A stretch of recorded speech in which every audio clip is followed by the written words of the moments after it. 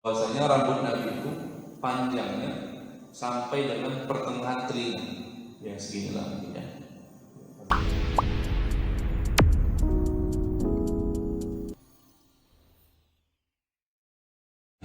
Kita semua pada kesempatan kali ini, dan saya berdoa kepada Allah Subhanahu Wa Taala agar menurunkan rahmat dan ridhonya untuk kita semua yang hadir di tempat ini. Salat dan salam senantiasa tercurah limpahkan untuk baginda Nabi besar Muhammad sallallahu alaihi wasallam. Allahumma shalli ala Muhammad wa ala ali Muhammad.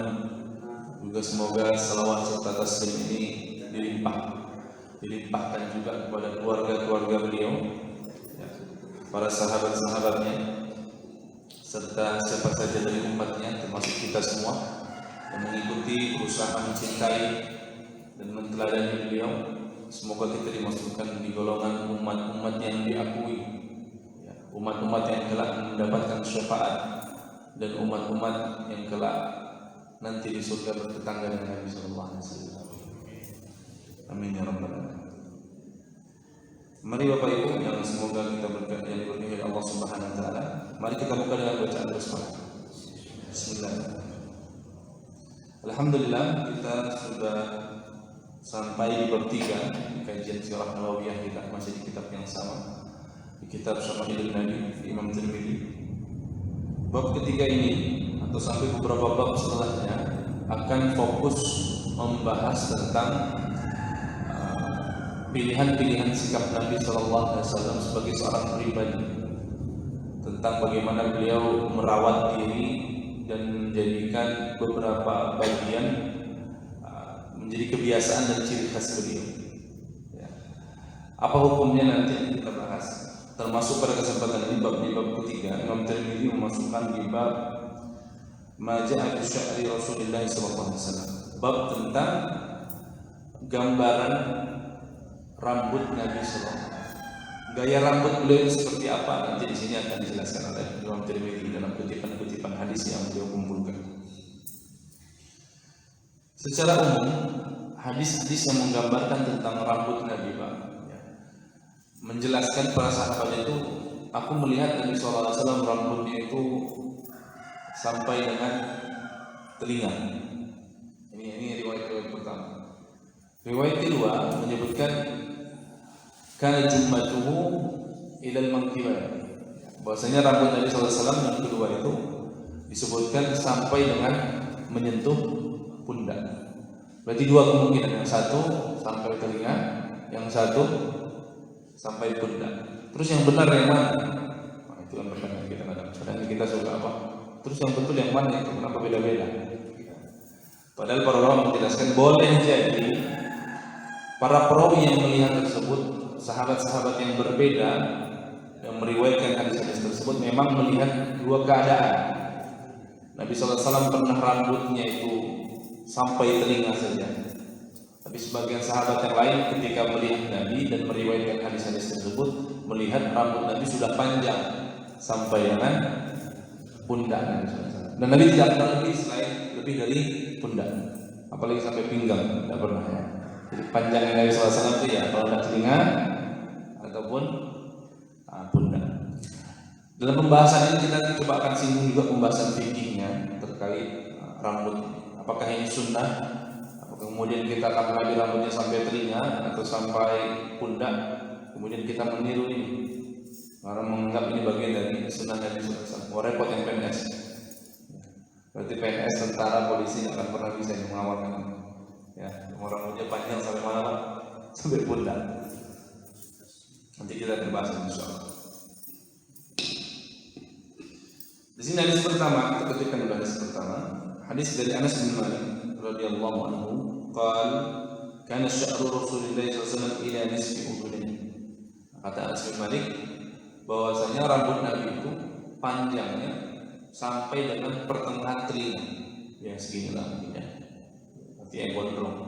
Ya, sampai cukup gondrong sampai dengan pertengahan telinga. Ini persaksian Anas. Anas ini kita kan sudah tahu kemarin Pak ya. Beliau ini Anas bin Malik ini bersama Nabi 10 tahun. 10 tahun, bukan waktu yang singkat itu untuk kemudian menghafal kebiasaan bentuk karakter dari pilihan gaya rambut Nabi SAW. Ya. Nah, tapi tadi ya kita sudah jelaskan tadi bahwasanya periwayat-riwayat yang menjelaskan tentang rambut Nabi antara sampai telinga ataupun sampai pundak. Imam Ibnu Katsir dalam An-Nihayah menjelaskan riwayat-riwayat tersebut semuanya benar. Cuman tadi para sahabat ada yang bertemu sesekali, datang dari jauh sesekali, kemudian melihat rambut Nabi, oh rambut Nabi sampai telinga. Tapi ada yang datang lagi kemudian melihat sekali, melihat rambut Nabi sampai dengan pundak. Ya, ini gambaran umum tentang rambut Nabi dan dua-duanya betul. Ya, Nabi kadang rambutnya sampai telinga, kadang juga sampai pundak. Ya. Hadis kedua, hadis yang diriwayatkan oleh Aisyah. Kalau tadi hadis dari Anas bin Malik, sahabat yang di luar, sudah di luar atau di luar rumah Nabi. Ini hadis kedua datang dari Aisyah radhiyallahu anha, istri Nabi sallallahu alaihi wasallam. Qalat kuntu aghtasilu ana wa Rasulullah sallallahu alaihi wasallam min ina'in wahid. Kata Aisyah, aku pernah mandi bersama Rasulullah sallallahu alaihi wasallam dari ember yang sama, dari satu ember. Ini Pak ya, salah satu bab tentang mempergauli istri, romantisme rumah tangga Nabi. Nabi SAW itu mandi bersama istri. Pernah tidak? Pernah tidak? Pernah ya? Dan sampai ternyata tidak ada yang pernah dari menikah 20 tahun yang lalu sampai tidak pernah mandi bersama. Nah, sama-sama mandi, sama mandi bersama beda ya. Saya punya kamar mandi dua, saya kamar mandi kamar, istri kamar mandi di kamar, saya kamar mandi di luar. Beda ya sama-sama mandi. Kalau Rasulullah ini, masya Allah ya, bagaimana kemudian mandi bersama, dan itu bukan hal yang tabu, bukan hal yang tabu, apalagi ini hubungan suami istri yang sudah halal. Inilah romantisme rumah tangga Nabi. Nabi Sallallahu Alaihi Wasallam itu mau gitu mandi sama istrinya di satu ember yang sama, kemudian guyur-guyuran, dan itu hal itu secara psikologi menyenangkan bagi wanita. Ya, karena diperhatikan dan seterusnya.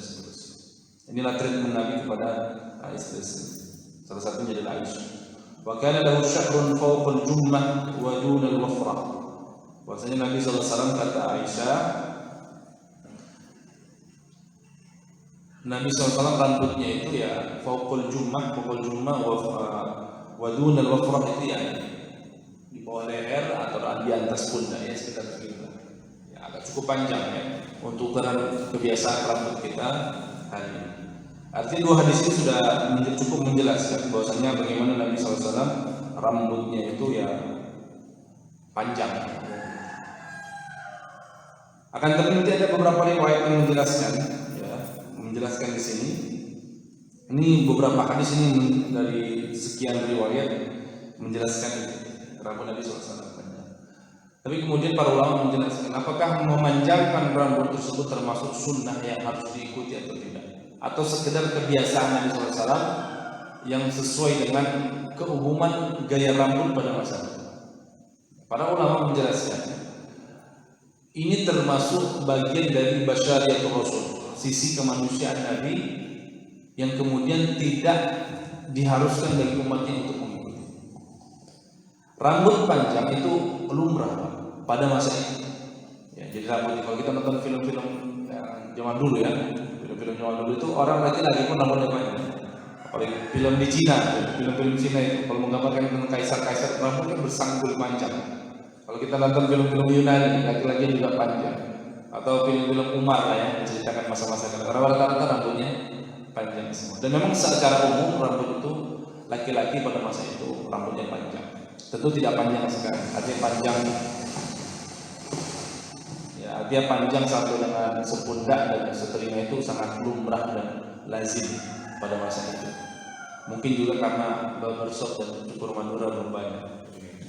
Ya, belum banyak cukur Madura. Jadi orang mungkin pilihannya cuma dua, ya, panjang atau gundul. Dan dulu pada masa itu cuma dua model rambut, Pak. Dua aja model rambut. Kalau orang-orang musyrikin pada masa itu, mereka punya kebiasaan rambutnya belah tengah, panjang dan belah tengah. Ya, belah tengah. Ini gaya-gaya rambut orang musyrik pada masa itu. Sedangkan rambutnya ahli kitab Dia rambutnya ke belakang. Paham ya? Bukan di belakang, tapi ke belakang. Panjang ke belakang. Nabi SAW awalnya rambutnya belah tengah. Belah tengah. Kemudian beliau melihat para ahli kitab itu rambutnya tidak belah tengah. Justru memang gaya tren secara umum orang-orang musyrik itu belah tengah. Jadi beliau Nabi SAW kemudian tidak suka melihat orang-orang musyrik mengikuti gaya orang musyrik rambutnya belah tengah. Karena kan Nabi SAW sedang melakukan pertentangan ideologi, ya, mengkampanyekan Islam, masa ikut-ikutan gaya orang musyrik. Nah, begitulah para nabi. Tapi Nabi SAW kemudian memilih lebih menyukai gaya rambut ala ahli kitab Yahudi dan Nasrani. Ya, di kebelakangan begitu, tidak di belah tengah. Kenapa? Alasannya apa? Berarti Nabi ikut-ikutan orang ini, Pak Ustaz, orang Yahudi dan Nasrani. Berarti kena hadis man tasyabbaha biqaumin fahuwa minhum. Barang siapa mengikuti suatu kaum, maka termasuk golongan tersebut. Nah, ini hadis ini kadang sering dijadikan ketika kita mengikuti tren atau gaya-gaya yang umum dilakukan oleh orang-orang di luar Islam. Padahal tidak seperti itu pemaknaan hadis ini. Pemaknaan hadis ini adalah terkait bab i'tiqad, ya, bab akidah dan juga siar-siar yang menjadi bagian keagamaan agama lain. Itu hadis itu berbicara tentang itu. Bukan dari bergaya yang secara umum digunakan mereka. Contoh masalah rambut. Nah, dia lebih suka pada gaya rambut orang-orang ahli kitab. Kenapa? Asumsi Nabi SAW karena ahli kitab ini adalah agama samawi, sama dengan Islam. Agama yang datang dari Nabi. Mereka punya kitab suci, ada Taurat dan Injil dan Zabur. Maka sangat mungkin sebagian dari kebiasaan-kebiasaan mereka itu sesuai dengan tuntunan dari Allah Subhanahu wa taala. Meskipun sebagian lagi sudah menyimpang. Tapi paling tidak berbeda dengan orang-orang musyrik yang mereka mutlak adalah agama yang lain dari pikiran dan budaya manusia. Ya, kalau agama-agama langit itu kan Yahudi dan Nasrani. Itu agama yang datang dari langit, mereka punya kitab suci yang diturunkan meskipun sudah munharifah. Terjadi penyimpangan-penyimpangan dan reduksi-reduksi yang ada di dalamnya. Nah, sedangkan agama disebut orang musyrik itu adalah orang yang agama itu diciptakan oleh manusia, akal pikiran manusia. Contohnya agama apa? Yang melalui tradisi, ya, Hindu, Buddha, Konghucu, apalagi dan Zoroaster dan seterusnya, termasuk agama-agama pagan, animisme. Itu kan ciptaan manusia yang lahir dari apa? Khayalan manusia tentang konsep ketuhanan dan agama. Tapi kalau agama Yahudi dan Nasrani memang datang dari langit, dari Allah. Makanya dari asumsi ini Nabi SAW kemudian memilih gaya rambut itu yang lebih mendekati gaya orang-orang ahli kitab. Jadi pada masa itu rambut Nabi SAW mengikuti gaya trendsetter pada masa itu, yang laki-laki pada umumnya gondrong. Maka pada hari ini kalau misalnya ada di antara kita yang mau menggondrongkan rambut sampai ke pundak, sampai ke telinga, boleh nggak? Boleh nggak?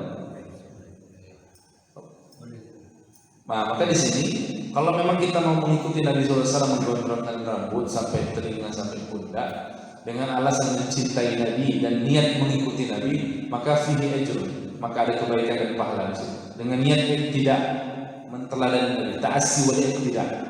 Tapi kalau cuma untuk gaya-gayaan saja, artinya pilihan pribadi, jadi itu juga nggak masalah.